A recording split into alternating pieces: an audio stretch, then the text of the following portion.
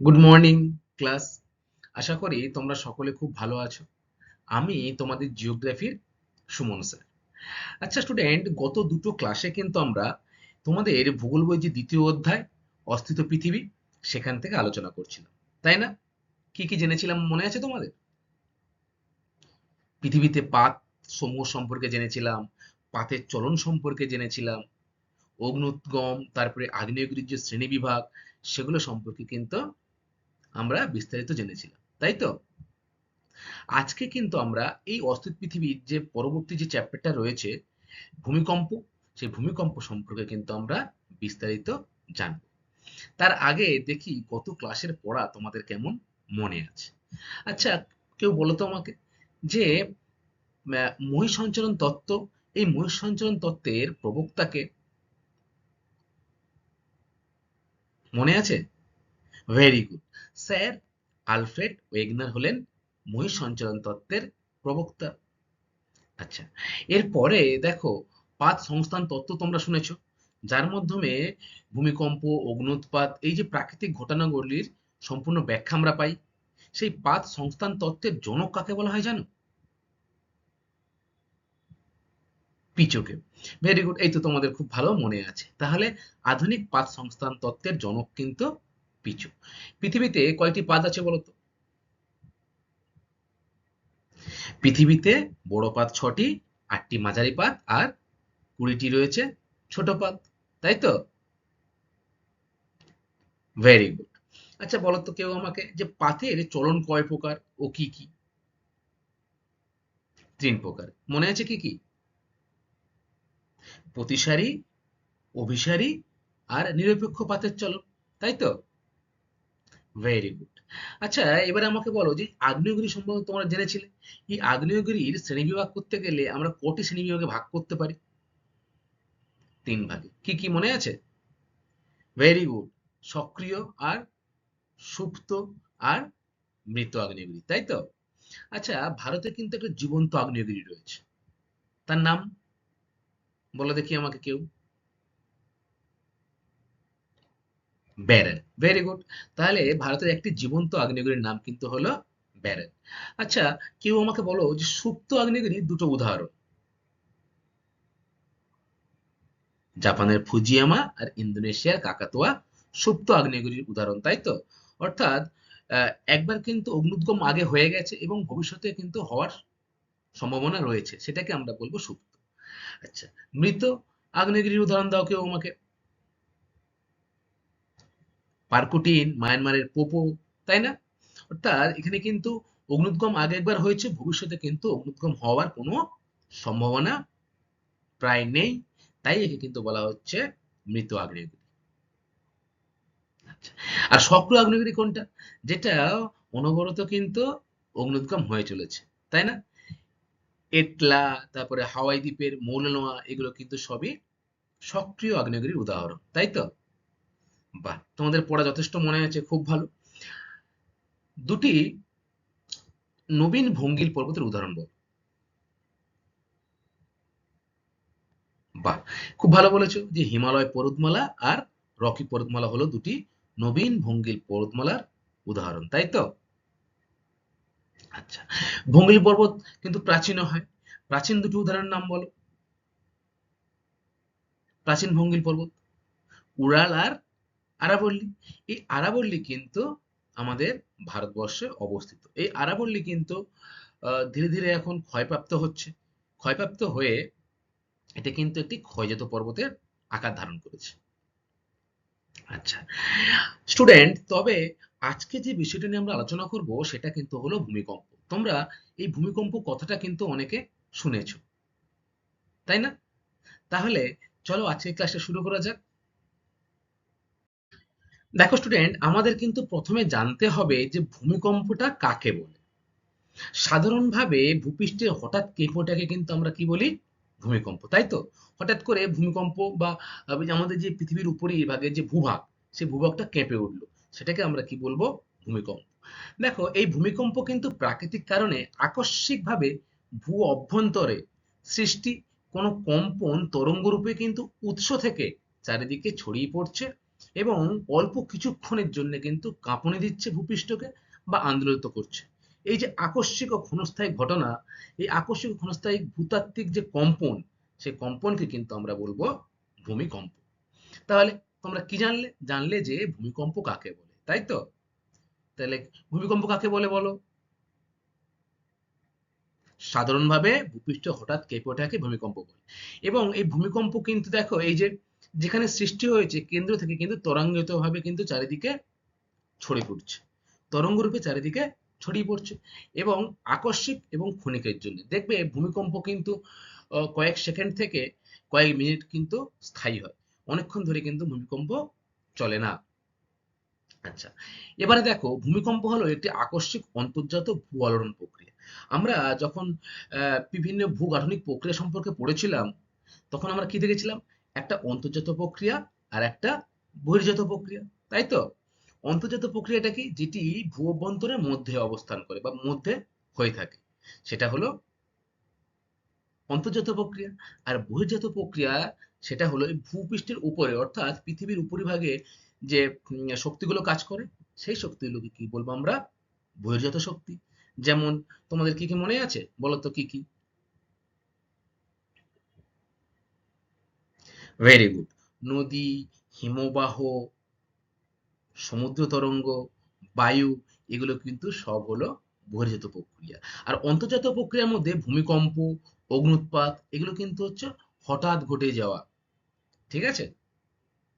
আচ্ছা, এবারে দেখো এই যে ভূপৃষ্ঠে বছরে কিন্তু গড়ে 5 লক্ষ বার কিন্তু ভূমিকম্প হয়, যার মাত্র 500টি প্রবল। 5 লক্ষ ভূমিকম্প হচ্ছে বছরে গড়ে, এর মধ্যে 500টা প্রবল, অর্থাৎ এর ক্ষয়ক্ষতি বেশি হয় এবং এর মাত্রাটাও বেশি।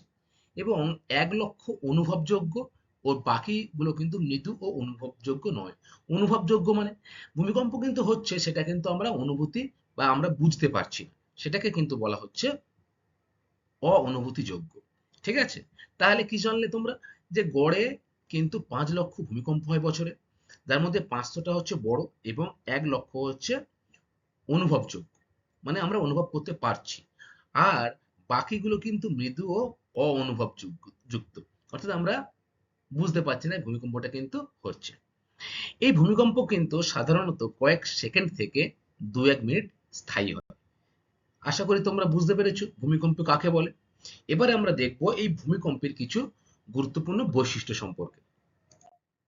দেখো, প্রথম বৈশিষ্ট্য, ভূমিকম্প ভূ অভ্যন্তরে সৃষ্টি হয়। একটু আগেই তোমাদের আমি বললাম যে ভূমিকম্প কিন্তু একটা অন্তর্জাত প্রক্রিয়া, অর্থাৎ ভূ অভ্যন্তরের মধ্যে কিন্তু এই শক্তিটা কাজ করে। তাহলে 1 নম্বর কি দাঁড়ালো? যে ভূমিকম্প ভূ অভ্যন্তরে সৃষ্টি হয়। 2 কি? এটি খুবই ক্ষণস্থায়ী, অর্থাৎ ভূমিকম্প কিন্তু কয়েক সেকেন্ড থেকে 2-3 মিনিটের জন্য স্থায়ী হয়। আর তোমরা মনে রাখবে এই যে ভূমিকম্প, এই ভূমিকম্প কিন্তু পাতের চলনের ফলে সৃষ্টি হতে পারে, হুম, ভূ আলোড়নের ফলে সৃষ্টি হতে পারে। ঠিক আছে? 3 নম্বর দেখো, ভূমিকম্পের কোনো নির্দিষ্ট সময় নেই, এটি অত্যন্ত আকস্মিক প্রাকৃতিক বিপর্যয়। আমরা কিন্তু জানতে পারছি না যে কখন ভূমিকম্প হবে, বা আগে থেকে কিন্তু আমরা এই সতর্কতা কোনো অবলম্বন করতে পারছি না, যার ফলে ভূমিকম্পের ফলে কিন্তু প্রচুর ক্ষয়ক্ষতি হয়, অনেক মানুষ মারা যায়, পশু পাখি থেকে শুরু করে রাস্তাঘাট সবই কিন্তু ধ্বংস হয়ে যায়, তাই না? এটা আকস্মিক একটা প্রাকৃতিক বিপর্যয়, অর্থাৎ এর কোনো কিন্তু পূর্বাভাস আমরা পেয়ে থাকি না, এবং এর নির্দিষ্ট কিন্তু কোনো সময় নেই, যখন তখনই কিন্তু এই ভূমিকম্পটা হতে পারে। যখন দুটি পাত পরস্পরের কাছাকাছি এসে সংঘর্ষে লিপ্ত হবে, তখন কিন্তু ভূমিকম্প হবে। আবার যখন দুটি পাত পরস্পর থেকে দূরে সরে যাবে, সেখানে কিন্তু মৃদু ভূমিকম্প লক্ষ্য করা যায়। তোমরা পড়েছিলে যে অভিসারী পাত কাকে বলে? পড়েছিলে তো? সেখানে কিন্তু তোমরা দেখেছো যে অভিসারী পাত সীমানায় কিন্তু পৃথিবীর সবথেকে বেশি ভূমিকম্প লক্ষ্য করা যায়। এবং এই যে ভূমিকম্পগুলি, সেগুলো কিন্তু বেশিরভাগ কি সক্রিয় না?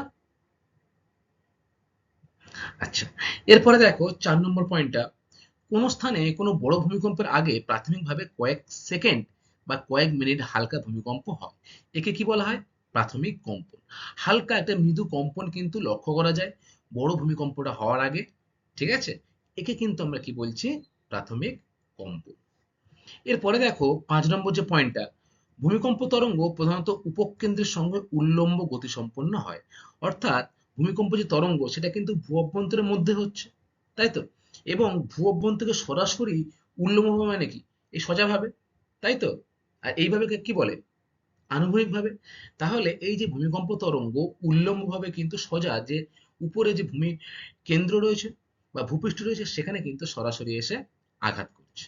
এইগুলো হলো কিন্তু ভূমিকম্পের বৈশিষ্ট্য।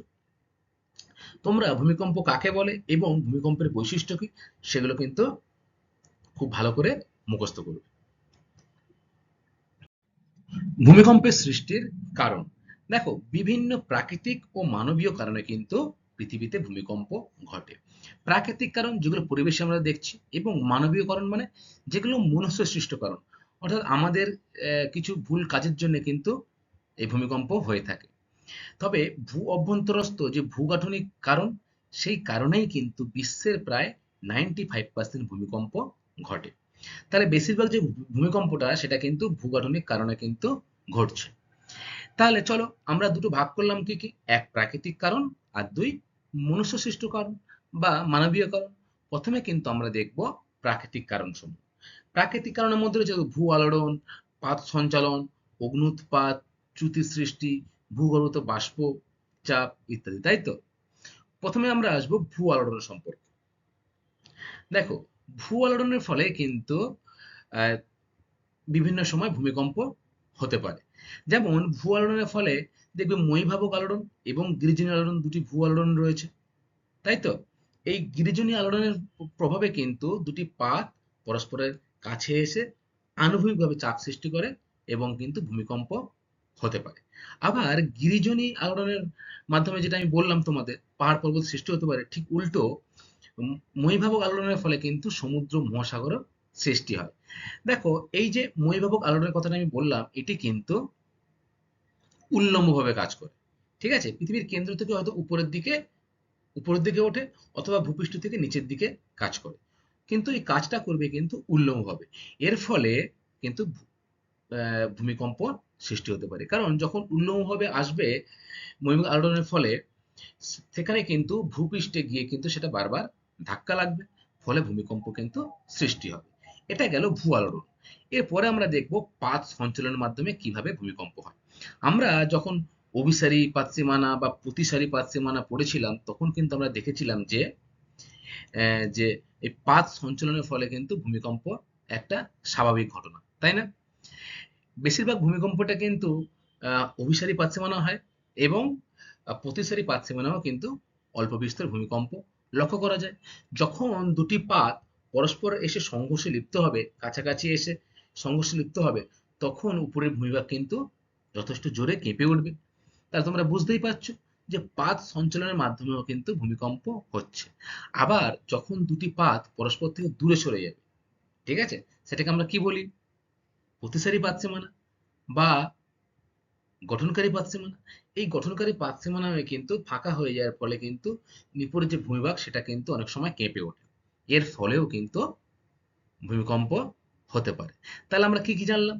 জানলাম যে ভূ আলোড়ন প্রথমে, মহীভাবক ও গিরিজনী আলোড়ন। এরপরে জানলাম যে পাত সঞ্চালনের মাধ্যমে কিন্তু ভূমিকম্প হচ্ছে। আচ্ছা, দেখো এরপরে অগ্নুৎপাত, আমরা গত ক্লাসে পড়েছিলাম অগ্নুৎপাত। অগ্নুৎপাতের ফলেও কিন্তু ভূমিকম্প হয়। কিভাবে হয়? যখন ম্যাগমাটা ভূগর্ভস্থ থেকে বাইরে পৃথিবীর বিস্ফোরণ সহ বেরিয়ে আসবে, তখন কিন্তু মাঝে মধ্যে ভূমিকম্প পরিলক্ষিত হয়। আবার যখন ম্যাগমা গহ্বরের মুখটা অনেক সময় দেখবে খালি থাকে, তখন কিন্তু মাঝে মাঝে ভূমি ধস নেমেও কিন্তু আশেপাশের মাটি অঞ্চল কেঁপে ওঠে। এইভাবেও কিন্তু ভূমিকম্প হতে পারে। তাহলে তোমরা বুঝতে পারলে যে অগ্নুৎপাতের ফলে কিভাবে ভূমিকম্পটা হচ্ছে, তাই তো? এরপরে দেখো চ্যুতির সৃষ্টি। চ্যুতির সৃষ্টি কি? শিলাস্তরে অত্যাধিক তোমার সংকোচন, টান বা পীড়নের ফলে উৎপন্ন যে শক্তি, সেটা চ্যুতি রেখা বরাবর কিন্তু মুক্তি পায়। আর এই চ্যুতি রেখা বরাবর মুক্তি পাওয়ার ফলে কিন্তু ভূপৃষ্ঠ ক্ষণিকের জন্য কেঁপে ওঠে। তাহলে চ্যুতি সৃষ্টির ফলেও কিন্তু ভূমিকম্প মাঝে মাঝে লক্ষ্য করা যায়, তাই তো? এরপরে দেখো ভূগর্ভস্থ বাষ্পচাপ। দেখো, ভূগর্ভের মধ্যে কিন্তু চাপ হ্রাস পেয়ে যে ম্যাগমাটা থাকে, সেই ম্যাগমাটা কিন্তু ধীরে ধীরে কঠিন থাকে, সেটা কিন্তু তরলে পরিণত হয় এবং বাষ্পে পরিণত হয়। বুঝতে পারলে? শিলাটা যে ছিল সেটা কিন্তু তরলে পরিণত হচ্ছে আর বাষ্পে পরিণত হচ্ছে। যেহেতু এই শিলাটা বাষ্পে পরিণত হয়েছে, সেহেতু সেটি ভূপৃষ্ঠের বাইরে যাওয়ার কিন্তু চেষ্টা করবে। ফলে এই বাষ্পটা কিন্তু ভূপৃষ্ঠকে কি করবে? ধাক্কা দেবে। ফলে কিন্তু ভূমিকম্পের সৃষ্টি হবে। তাহলে তোমরা জানলে যে প্রাকৃতিক কি কি উপায়ে ভূমিকম্পের সৃষ্টি হতে পারে, তাই তো? ভূ আলোড়ন, পাত সঞ্চালন, অগ্ন্যুৎপাত, চ্যুতি সৃষ্টি, ভূগর্ভস্থ বাষ্পচাপ, তার ফলেও কিন্তু ভূমিকম্প হয়ে থাকে। তোমরা ছবি দেখলেই বুঝতে পারবে এটা কিন্তু হলো মহীভাবক আলোড়নের ফলে ভূমিকম্প। দেখো, একটা উল্লম্বভাবে কাজ করছে শক্তিটা ভূ অভ্যন্তরের মধ্যে। এরপরে অগ্ন্যুৎপাতের ফলেও কিন্তু ভূমিকম্পের সৃষ্টি হচ্ছে। আবার পাত সঞ্চালন থেকে এই একটা পাত, এই একটা পাত, দুটি পাত যখন সংঘর্ষে লিপ্ত হচ্ছে, এই অংশটা কিন্তু ভূমিকম্প হচ্ছে, তাই তো? আচ্ছা, এর পরে স্টুডেন্ট আমরা যে মানবীয় কারণ, সেই মানবীয় কারণ সম্পর্কে বিস্তারিত জানবো। দেখো, মানুষের নানাবিধ আর্থসামাজিক যে কার্যাবলী, তার ফলে কিন্তু ভূমিকম্পের সৃষ্টি হচ্ছে। কি কি সেই আর্থসামাজিক কার্যাবলী, সেগুলো আমাদের কিন্তু জানতে হবে। প্রথম দেখো, একদম খনিজ উত্তোলন। আমরা কিন্তু খনিজ উত্তোলন করতে গিয়ে কিন্তু ভূপৃষ্ঠে অনেকটা ভিতরে কি গর্ত কাটি, কাটি তো? এর ফলে কিন্তু ভূপৃষ্ঠটা অনেকটা আলগা হয়ে যায় এবং মাঝে মধ্যে এই ভূপৃষ্ঠ থেকে এই খনিজ অঞ্চলে ধস নামে। এই ধস নামার ফলে কিন্তু ভূমিকম্প হতে পারে। দেখো, এই যে ছবিটা, কতটা গর্ত করা হয়েছে খনিজ উত্তোলন করার জন্য, তাই তো? আচ্ছা, এরপরে ২ নম্বর দেখো, বাঁধ ও জলাধার নির্মাণ। আমরা কিন্তু নদীর যে স্বাভাবিক গতি, সেই গতিটাকে কিন্তু বন্ধ করে দেই।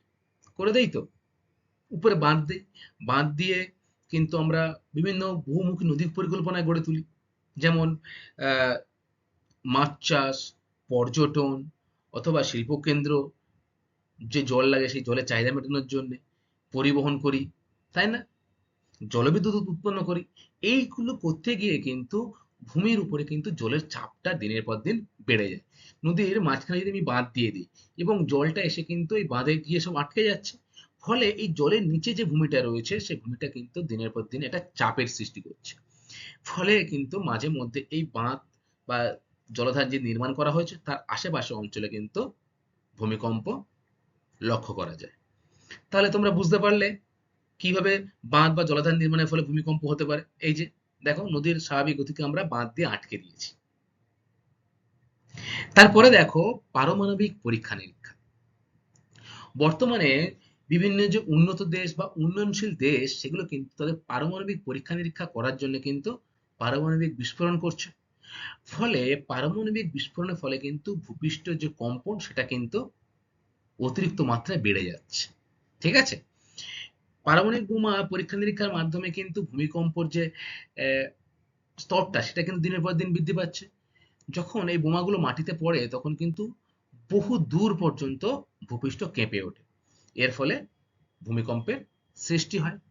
এর ফলে দেখো, বোমা বিস্ফোরণ, বড় বড় যে বোমা বিস্ফোরণ বা উম, যুদ্ধের সময় যে বোমাগুলো শত্রুপক্ষ বা ব্যবহার করা হয়, সেই বোমাগুলো কিন্তু যখন মাটিতে এসে পড়ে, তখন সেখানকার অঞ্চলের মাটি কিন্তু কেঁপে ওঠে, মানে ভূপৃষ্ঠটা কিন্তু কেঁপে ওঠে। এর ফলেও কিন্তু ভূমিকম্প হতে পারে। তাহলে স্টুডেন্ট আমরা কি জানলাম? আমরা কিন্তু জানলাম যে ভূমিকম্পের কারণ সম্পর্কে। কি কি কারণ? প্রথমে জানলাম প্রাকৃতিক কারণ, এরপরে জানলাম আমরা মানবীয় কারণ। অর্থাৎ মনুষ্য বা মানুষ নানাবিধ আর্থসামাজিক কার্যাবলীর জন্য এই পরিবেশকে কিন্তু কৃত্রিমভাবে কিন্তু ভূমিকম্প সৃষ্টি করছে। আশা করি তোমরা ভূমিকম্পের কারণটা খুব ভালো করেই বুঝতে পেরেছো। আচ্ছা, ভূমিকম্প সম্পর্কিত কিছু তথ্য। দেখো, আমাদের কিন্তু জানতে হবে যে ভূমিকম্পের কেন্দ্রে কাকে বলে এবং ভূমিকম্পের উপকেন্দ্র কাকে বলে। প্রথমে আমরা জানবো যে ভূমিকম্পের কেন্দ্র কাকে বলে। দেখো স্টুডেন্ট, ভূপৃষ্ঠ থেকে কিছুটা গভীরে ভূ অভ্যন্তরের যে নির্দিষ্ট স্থান থেকে ভূমিকম্পন বা ভূকম্পন তরঙ্গ সৃষ্টি হয় তাকে কিন্তু ভূমিকম্পের কেন্দ্র বলে। কি জানলে তাহলে? জানলে যে ভূপৃষ্ঠ থেকে কিছুটা গভীরে অর্থাৎ ভূ অভ্যন্তরের মধ্যে যে স্থানে প্রথম ভূকম্পন হয় সেখানকে আমি কি বলবো? ভূমিকম্পের কেন্দ্র অংশ। ঠিক আছে? অধিকাংশ ভূমিকম্পের কেন্দ্র কিন্তু ভূপৃষ্ঠ থেকে 50 থেকে 100 কিমি গভীরে হয়ে থাকে। অর্থাৎ ভূপৃষ্ঠ অর্থাৎ যেখানে আমরা বসবাস করছি সেখান থেকে গভীরে 50 থেকে 100 কিলোমিটারের মধ্যে কিন্তু এই ভূমিকম্পের কেন্দ্র হয়ে থাকে। আচ্ছা, এরপরে দেখো ভূমিকম্পের উপকেন্দ্র। ভূমিকম্পের কেন্দ্রের ঠিক সোজাসুজি উপরে অবস্থিত নিকটতম যে ভূপৃষ্ঠ স্থান সেখানে ভূমিকম্প তরঙ্গ সর্বপ্রথম ধাক্কা দেয় এবং ভূমিকম্পের তীব্রতা ও প্রভাব সর্বাধিক লক্ষ্য করা যায় তাকে কিন্তু আমরা বলবো ভূমিকম্পের উপকেন্দ্র। তোমরা ছবিটা দেখলে তোমাদের ধারণাটা ক্লিয়ার হবে। দেখো এই যে অংশটা, এই অংশটা কিন্তু হলো ভূমিকম্পের কেন্দ্র। অর্থাৎ ভূপৃষ্ঠ থেকে নিচে ভূঅভ্যন্তরের মধ্যে এখানেই কিন্তু প্রথম ভূমিকম্প তরঙ্গটা বা ভূকম্পন তরঙ্গ কিন্তু এখানেই সৃষ্টি হচ্ছে। তাহলে এখানে কিন্তু ভূমিকম্প কেন্দ্র। ঠিক আছে? এরপরে দেখো এটা কিন্তু হলো ভূপৃষ্ঠ, হ্যাঁ? দেখো ঘর রয়েছে, গাছপালা রয়েছে, এটা কিন্তু হলো ভূপৃষ্ঠ। আর এটা ভূপৃষ্ঠর ভিতরের অংশ। দেখো এখানে ভূপৃষ্ঠের কেন্দ্র থেকে ঠিক সরাসরি উল্লম্ব হয়ে উপরে ভূমিকম্প তরঙ্গটা প্রথম যে স্থানে গিয়ে আঘাত করছে সেই স্থানটা কিন্তু যে স্থানে গিয়ে ধাক্কা দিচ্ছে এবং তীব্রতাটা কিন্তু সব থেকে বেশি ভূমিকম্পের এই জায়গাটাতে বেশি। ঠিক আছে? তাই এই জায়গাটা কিন্তু বলা হচ্ছে ভূমিকম্পের উপকেন্দ্র। দেখো স্টুডেন্ট, তোমরা পুকুরে কিন্তু একটা ঢিল মারলে লক্ষ্য করবে ঢিলটা যেখানে পড়লো সেখান থেকে কিন্তু ঢেউটা ধীরে ধীরে গোল হয়ে হয়ে হয়ে হয়ে কিন্তু চারিদিকে ছড়িয়ে পড়ে, তাই তো? তাহলে যেখানে ঢেউটা পড়ে সেখানে ঢেউটা সব থেকে বেশি হয় ঢিলটা যেখানে পড়ে। ঠিক তেমনি এই উপকেন্দ্রে যেখানে ভূমিকম্প কেন্দ্র থেকে সরাসরি উপরের দিকে ভূপৃষ্ঠে আসছে সেখানে কিন্তু সব থেকে বেশি ধাক্কা দেয়, তারপরে সেটা কিন্তু তরঙ্গায়িত হয়ে কিন্তু চারিদিকে দেখো ছড়িয়ে পড়ে। বুঝতে পেরেছো? আশা করি তোমরা বুঝতে পেরেছো। ভূমিকম্প কেন্দ্রের উপরে ভূপৃষ্ঠের উল্লম্বগত স্থান হলো কিন্তু উপকেন্দ্র। অর্থাৎ এই যে কেন্দ্র, কেন্দ্র ঠিক সোজাসুজি উপরে যে অংশটাতে প্রথম ধাক্কা দিচ্ছে সেই অংশটা কিন্তু হলো তাহলে উপকেন্দ্র। তাহলে স্টুডেন্ট তোমরা কিন্তু ভূমিকম্পের কেন্দ্র এবং ভূমিকম্পের যে উপকেন্দ্র কাকে বলে সেটা জানলে। এরপরে কিন্তু আমরা দেখব যে ভূমিকম্পের তরঙ্গ সম্পর্কে।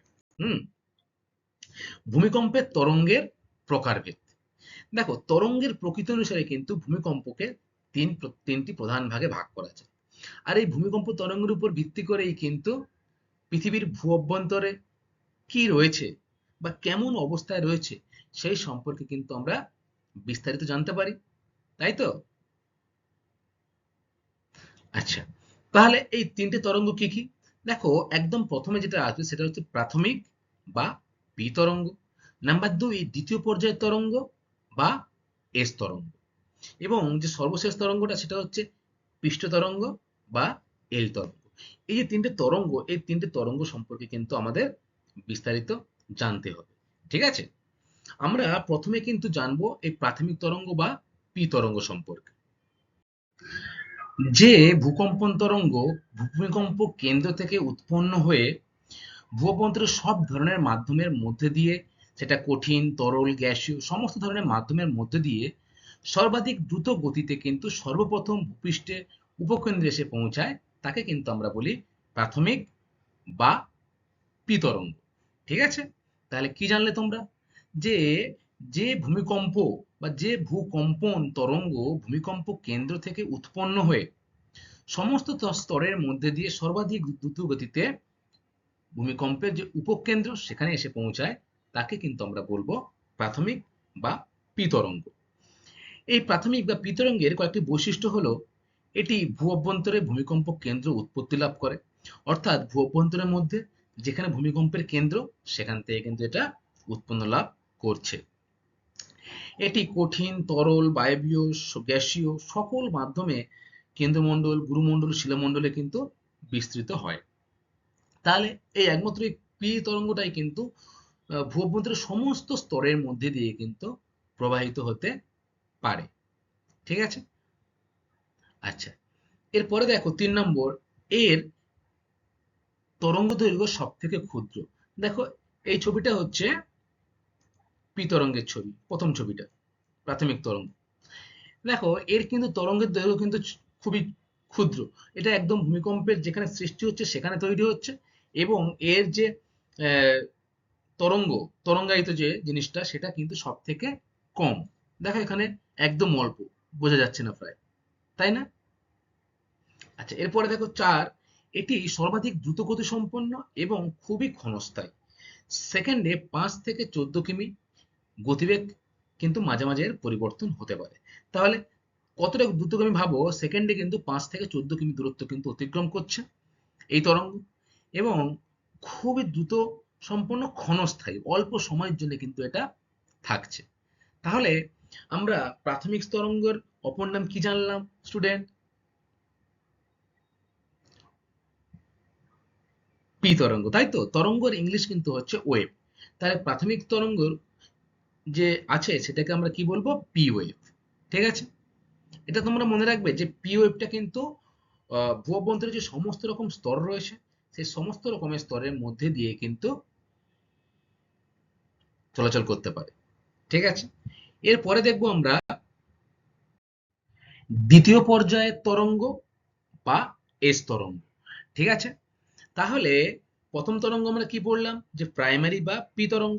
এরপরে দেখো, পি তরঙ্গের পরে যে তরঙ্গ ভূপৃষ্ঠে এসে পৌঁছায় সেটা কিন্তু হলো এস তরঙ্গ।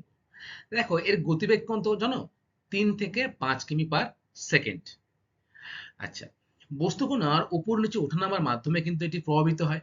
দেখো, এই যে চিত্রটা সেটা কিন্তু হচ্ছে দ্বিতীয় পর্যায়ের তরঙ্গ। দেখো, ওঠানামা করছে এবং এর তরঙ্গ দৈর্ঘ্য কিন্তু অনেকটা বেশি, পির থেকে অনেকটাই বেশি। তবে এই যে তরঙ্গ, এই তরঙ্গের মধ্যে কিন্তু তরল বা গ্যাসীয় পদার্থের মধ্যে দিয়ে প্রবাহিত হতে পারে না। তাহলে কেবলমাত্র কঠিন পদার্থের মধ্যে দিয়েই কিন্তু এস তরঙ্গটা প্রবাহিত হতে পারে। তোমরা এটা মনে রাখবে যে এস তরঙ্গ তরল ও গ্যাসীয় পদার্থের মধ্যে দিয়ে প্রবাহিত হতে পারে না। অপরপক্ষে যে পি তরঙ্গ, সেটি কিন্তু সমস্ত মাধ্যমের মধ্যে দিয়ে প্রবাহিত হতে পারে। তাই তো? আচ্ছা, এরপরে দেখো 3 নম্বর যে পয়েন্টটা রয়েছে, পৃষ্ঠ তরঙ্গ বা এল তরঙ্গ। তাই তো? ভূমিকম্প উপকেন্দ্র থেকে ভূপৃষ্ঠ বরাবর দু ধরনের পৃষ্ঠ তরঙ্গ ছড়িয়ে পড়ে। তাহলে কি কি সেগুলো মনে রাখতে হবে আমাদের? তাহলে তোমরা কিন্তু প্রথমেই এটা মনে রাখবে যে পৃষ্ঠ তরঙ্গ কিন্তু সৃষ্টি হচ্ছে ভূমিকম্পের উপকেন্দ্র থেকে। অর্থাৎ যে জায়গায় ভূপৃষ্ঠের উপরে এসে প্রথম উপ ভূমিকম্পটা সৃষ্টি হচ্ছে সেই জায়গা থেকেই কিন্তু এল তরঙ্গটা ছড়িয়ে পড়ছে। এবং এটি কিন্তু দুই প্রকার।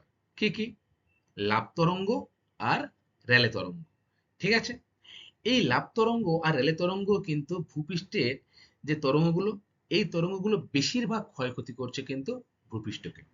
তাহলে তোমরা কিন্তু মনে রাখবে যে এল তরঙ্গ বা পৃষ্ঠ তরঙ্গ কিন্তু উপকেন্দ্রে সৃষ্টি হয়, এবং সর্বাধিক যে ক্ষতি হচ্ছে ভূমিকম্পের ফলে সেটা কিন্তু এই লাভ তরঙ্গ বা র্যালে তরঙ্গের জন্যই ঘটছে। আচ্ছা, তোমরা বলো তো আমাকে, সর্বাধিক ধ্বংসাত্মক যে তোমার তরঙ্গ, সেটা কোনটি তাহলে? এল তরঙ্গ।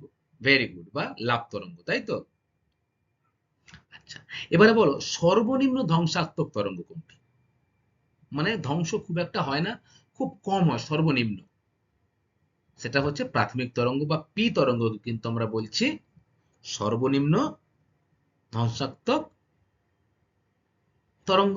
আর সর্বাধিক ধ্বংসাত্মক তরঙ্গ কিন্তু মনে রাখবে তোমরা এল তরঙ্গ বা লাভ তরঙ্গ। আচ্ছা, তাহলে আমরা কিন্তু স্টুডেন্ট এই যে তরঙ্গের শ্রেণীবিভাগ কিন্তু সম্পর্কে জানলাম। পি তরঙ্গ, এস তরঙ্গ, এল তরঙ্গ সম্পর্কে কিন্তু আমরা বিস্তারিত জানলাম। স্টুডেন্ট, এবারে কিন্তু আমাদের জানতে হবে ভূমিকম্পের পরিমাপ কি করে করা হয়। ঠিক আছে? ভূমিকম্পের পরিমাপ করা হচ্ছে কিন্তু সিসমোগ্রাফ যন্ত্রের সাহায্যে। ঠিক আছে? এবং ভূমিকম্পের যে ক্ষয়ক্ষতির পরিমাপ সেটা কিন্তু করা হয় রিক্টার স্কেলে। দেখো, প্রথমে কিন্তু আমাদের জানতে হবে এই সিসমোগ্রাফ সম্পর্কে। ঠিক আছে? ভূমিকম্প সিসমোগ্রাফ বা ভূকম্প লিদ যন্ত্রে কিন্তু মাপা হয়ে থাকে। পৃথিবীর বিভিন্ন স্থানে প্রচুর ভূমিকম্প পরিমাপ কেন্দ্র কিন্তু রয়েছে। কোনো ভূমিকম্পের কয়েক মিনিটের মধ্যেই কিন্তু একাধিক সিসমোগ্রাফ এর তথ্য তুলনা করে ভূমিকম্পের কেন্দ্র কোথায় বা ভূমিকম্পটার উপকেন্দ্র কোথায়, স্থায়িত্ব কতক্ষণ, তার তীব্রতা কতটা, সবই কিন্তু নির্ভুলভাবে বলে দেয়া যায়। তাহলে তোমরা কি জানলে? জানলে যে ভূমিকম্পের পরিমাপ কিন্তু করা হয় সিসমোগ্রাফ যন্ত্রে, এবং পৃথিবীতে কিন্তু প্রচুর এই ভূমিকম্প পরিমাপ কেন্দ্র রয়েছে। ঠিক আছে?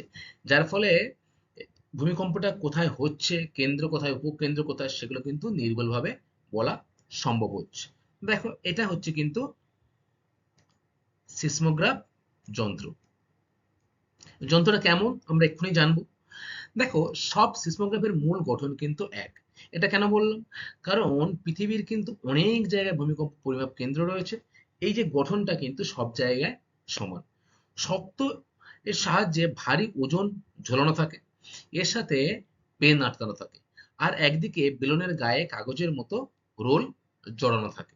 দেখো, এই যে এখানে কিন্তু কাগজ রোল করে জড়ানো রয়েছে, আর একদিকে কিন্তু ভারী বস্তু ঝুলছে এবং একদিকে রয়েছে পেন। ঠিক আছে? ভূমিকম্পের সময় ওজনের সঙ্গে ঝোলানো পেন কাঁপতে থাকে। যখন ভূমিকম্প হবে তখন কি ভূপৃষ্ঠ তো উঁচু নিচু হবে, তখন কিন্তু পেনটা কাঁপতে থাকবে। বেলুনে আটকানো যে কাগজের গায়ে কিন্তু আঁকামাকা ঢেউয়ের মতো দাগ পড়বে। একে কিন্তু আমরা কি বলছি? সিসমোগ্রাম। তাহলে আশা করি বুঝতে পেরেছো তোমরা। সিসমোগ্রামটা কিন্তু সিসমোগ্রাফ সাথে কিন্তু আলাদা। সিসমোগ্রামটা হচ্ছে এই অংশটা। দেখো, যে কাগজটাতে আঁকাবাঁকা ছবি, ভূমিকম্প যখন ভূপৃষ্ঠ যখন উঁচু নিচু হচ্ছে, তখন পেনটা কেঁপে যে জিনিসটা তৈরি হচ্ছে, সেটা কিন্তু হলো সিসমোগ্রাম। ঠিক আছে? আচ্ছা, এর পরে স্টুডেন্ট আমরা জানবো রিক্টার স্কেল সম্পর্কে। দেখো, রিক্টার স্কেল কিন্তু ভূমিকম্পের ক্ষয়ক্ষতি ও তীব্রতা মাপার পরিমাপ করা হয়। রিক্টার স্কেল আবিষ্কার করেছে কে বলতো? রিক্টার স্কেল কিন্তু আবিষ্কার করেছেন চার্লস রিক্টার নামে একজন ভূবিজ্ঞানী। ঠিক আছে? এই রিক্টার স্কেলের উদ্ভাবিত স্কেলের সূচক কিন্তু 0 থেকে 10 অবধি। দেখো, 0 থেকে কিন্তু 10 অবধি হচ্ছে এর সূচক। প্রতিটি মাত্রায় ভূমিকম্প তার আগের মাত্রার চেয়ে 10 গুণ বেশি শক্তিশালী হয়, এবং রিক্টার স্কেলে 6 এর বেশি ভূমিকম্প মাত্রা কিন্তু বিরাট ক্ষয়ক্ষতির ইঙ্গিত দেয়। দেখো, এখানে তোমরা এটা স্কেল, এটা হলো কিন্তু রিক্টার স্কেল। দেখো, এই 6 এর উপরে কিন্তু হলেই ক্ষয়ক্ষতিটা কিন্তু হচ্ছে। তার নিচে 5 হলে, কম অঞ্চলে খুব কম সামান্য ক্ষয়ক্ষতি, বা 3-4 হলে কিন্তু শুধু ভূমিকম্প যে হচ্ছে সেটা মৃদুটা আমরা অনুভব করতে পারি, তেমন ক্ষয়ক্ষতি হয় না। যখন এই স্কেলের মাত্রা 6 ছাড়িয়ে যাবে, তখন কিন্তু কি হবে? ক্ষয়ক্ষতিটা বেশি হবে। দেখো, যখন 8-এর উপরে চলে যাচ্ছে, আমরা বিরাট অঞ্চল জুড়ে কিন্তু ক্ষয়ক্ষতি হচ্ছে। ঠিক এরকম ভাবেই 1960 সালে কিন্তু চিলির ভূমিকম্পের মাত্রা ছিল রিক্টার স্কেলে 8.5, অর্থাৎ 8-এর উপরে কিন্তু ছিল। মানে বিরাট অঞ্চল জুড়ে কিন্তু ক্ষয়ক্ষতি হয়েছে। 8 থেকে 10 যে রিক্টার স্কেলের যে মাপটা রয়েছে, সেটাকে আমরা কি বলবো জানো? সেটাকে কিন্তু আমরা বলবো বিধ্বংসী, অর্থাৎ এর ক্ষয়ক্ষতিটা কিন্তু অনেকটাই বেশি। আবার 7 থেকে 8 যে রয়েছে, সেটাই কিন্তু রয়েছে প্রবল, আর 6 থেকে 7 কিন্তু হচ্ছে বেশি ক্ষয়ক্ষতি। তাহলে এই ভাগগুলো কিন্তু তোমাদের জানতে হবে, এবং এটা কিন্তু তোমাদের মনে রাখতেই হবে যে 6 এর বেশি মাত্রা যখন ভূমিকম্পের রিক্টার স্কেলটা উঠে যাবে, তার মানে এটাই হলো যে ক্ষয়ক্ষতিটা কিন্তু অনেকটা বেশি হয়েছে। তার উদাহরণ তোমরা দেখতেই পাচ্ছ, 1960 সালে চিলির ভূমিকম্পের মাত্রা ছিল কিন্তু 8.5, অর্থাৎ অনেকটাই বেশি, বিধ্বংসী। বিরাট অঞ্চল জুড়ে কিন্তু চিলিতে ক্ষয়ক্ষতি হয়েছিল। অসংখ্য মানুষ এবং তাদের বাসস্থান কিন্তু সম্পূর্ণভাবে ধ্বংস হয়ে গেছিল। আচ্ছা, তাহলে তোমরা জানলে যে পরিমাপ করা হয় কিন্তু ভূমিকম্প পরিমাপ করা হচ্ছে সিসমোগ্রাফি, আর ভূমিকম্পের যে ক্ষয়ক্ষতি এবং তীব্রতা মাপা হচ্ছে কিন্তু রিক্টার স্কেলে। এই দুটো কিন্তু তোমরা গোলাবে না, এটা কিন্তু খুব গুলিয়ে যায়, তোমরা কিন্তু গোলাবে না। ঠিক আছে? ক্ষয়ক্ষতির কথা যখনই আসবে, তখন কিন্তু তোমরা রিক্টার স্কেলটা উত্তর লিখবে। ঠিক আছে? স্টুডেন্ট এবারে দেখো যে সান আন্দিজ চ্যুতিতে ঘটা বড় ভূমিকম্প। একটু আগেই তোমাদের বলছিলাম আমি যে রিক্টার স্কেলের মান যখন 6 এর উপরে চলে যাবে তখন কিন্তু ভূমিকম্পের ক্ষয়ক্ষতিটা অনেকটা বেড়ে যাবে, তাই তো? ঠিক তেমনই এই সান আন্দিজ চ্যুতিতে কিন্তু প্রায় সময়ই ভূমিকম্প হয়ে থাকে এবং এর ফলে কিন্তু এই অঞ্চলে ব্যাপক ক্ষয়ক্ষতি হয়।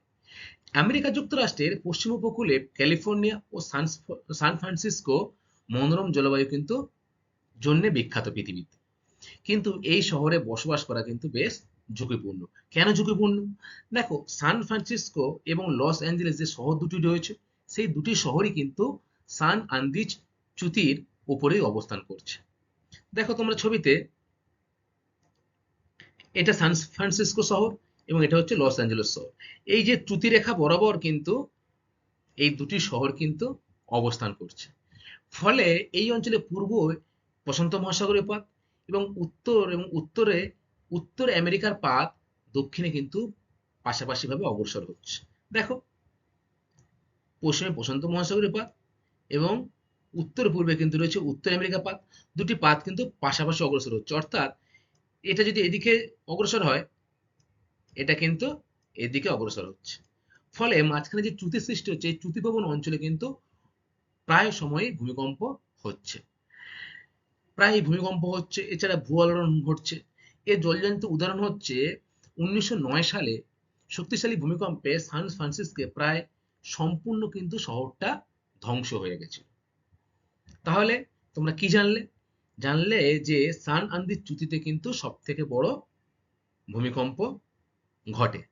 এছাড়া 1906 সালে দেখলাম, এছাড়া 1857 সাল বা 1690 সালেও কিন্তু এই একই অঞ্চলে বড় কিন্তু ভূমিকম্প লক্ষ্য করা গেছে।